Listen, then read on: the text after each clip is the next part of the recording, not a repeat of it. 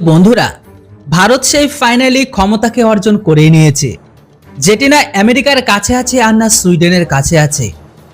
আর এমতো অবস্থায় যদি ভারতকে সুইডেন আর আমেরিকার ফাইটার প্লেনকে বিক্রি করতে চায়, তাহলে তাদেরকে সেই টেকনোলজি অবশ্যই ভারতের কাছে বিক্রি করতে হবে, যেটি আদৌ আজকের দিনে ভারতের কাছে নেই। যেমনটা অ্যারোনটিক্যাল ডেভেলপমেন্ট এজেন্সি আর হিন্দুস্তান অ্যারোনটিক লিমিটেড, এই দুটোই কিন্তু ভারতের তেজস MK2 এর উপর কাজ করছে।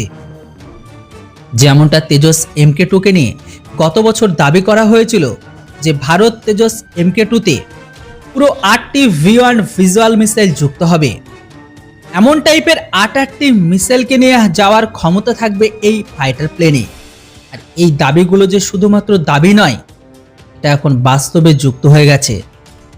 কেননা হিন্দুস্তান অ্যারোনটিক লিমিটেড ভারতের তেজস MK2 গোটা বিশ্বে এমন সিঙ্গেল ফাইটার জেট হবে যার টেকনোলজি ক্ষমতা 8টি V1 ভিজুয়াল মিসাইলকে নিয়ে যেতে সক্ষম হবে।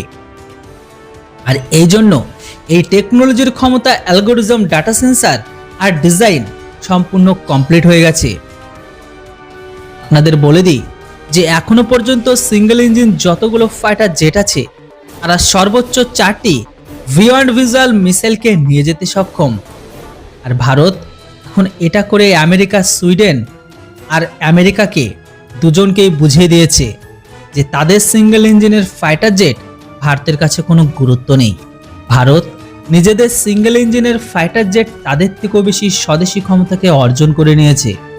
তাই এমতো অবস্থায় ভারতকে যদি ফাইটার প্লেন তারা বিক্রি করতে হয়, তাহলে আমেরিকা আর সুইডেনকে ভবিষ্যতের ফাইটার প্লেনের জন্য ভারতের সাথে কাজ করতে হবে। বন্ধুরা, ডিআরডিওর এত বড় সাফল্যের জন্য কমেন্ট বক্সে একটি জয় হিন্দ অবশ্যই লিখুন। Thanks for watching. জয় হিন্দ, বন্দে মাতরম।